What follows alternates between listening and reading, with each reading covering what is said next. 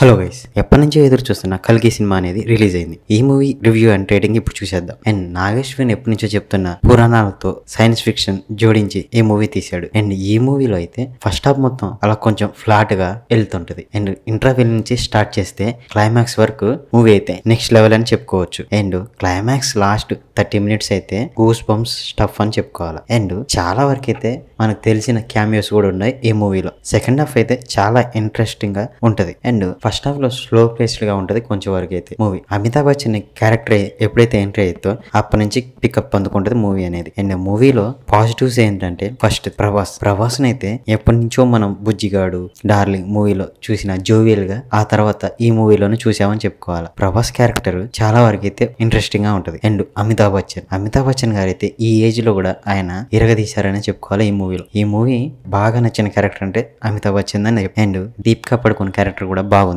తన డబ్బింగ్ కూడా ట్రైలర్ లో అంత సెట్ అవ్వకపోయినా మూవీకి వచ్చే కల్లా వేరే వాళ్ళతో డబ్బింగ్ చెప్పించారట్టింది. బాగుంది మూవీలో అయితే. అండ్ మ్యూజిక్ పరంగా చూస్తే ఈ మూవీ సంతోష్ నారాయణ సాంగ్స్ అంత బాగలేకపోయినా గానీ బ్యాక్గ్రౌండ్ మ్యూజిక్ అయితే అదరగొట్టాడని చెప్పుకోవాలి. పర్టికులర్ గా ఇంటర్వెల్ అండ్ క్లైమాక్స్ అయితే అదిరిపోయిందని చెప్పుకోవాలి బ్యాక్గ్రౌండ్ మ్యూజిక్ పరంగా. అండ్ నాగశ్విన్ డైరెక్షన్ అయితే నెక్స్ట్ లెవెల్ అని చెప్పుకోవాలి. తన vision and screen play direction next level లో తీశాడు ఈ మూవీని అయితే. నాగశ్విన్ ఈ మూవీని కూడా నాగశ్విన్ సినిమాటిక్ యూనివర్స్ లో యాడ్ అయిపోయింది. అండ్ ఈ సీక్వెల్ కోసం అయితే నేను ఈగర్ వెయిట్ చేస్తున్నా. ప్రభాస్ ఫ్యాన్స్ మీకైతే పండగ అని చెప్పుకోవచ్చు. సెకండ్ హాఫ్ మొత్తం ఈ మూవీలో హాలీవుడ్ రిఫరెన్సెస్ కూడా చాలానే ఉంటాయి. Transformers and Marvel studios second half చూస్తుంటే అది కొంచెం గుర్తొస్తుంటది. కానీ మూవీ మాత్రం ప్రభాస్ కి, అమితాబ్ బచ్చన్ కి సూపర్ ఉందని చెప్పుకోవాలి. అండ్ ప్రభాస్ అయితే ఆ హైట్ కి, ఆ వెయిట్ కి అమితాబ్ బచ్చన్ కరెక్ట్ గా సెట్ అయ్యాడని చెప్పుకోవాలి. కమల్ హాసన్ అయితే కనపడేది కొంచెం సేపు అయినా గానీ తన వాయిస్ తో, లుక్ తో భయపెట్టాడని చెప్పుకోవాలి థియేటర్ లో అందరూ. సెకండ్ హాఫ్ అయితే థియేటర్ తగలపడిపోయింది, జాగ్రత్త.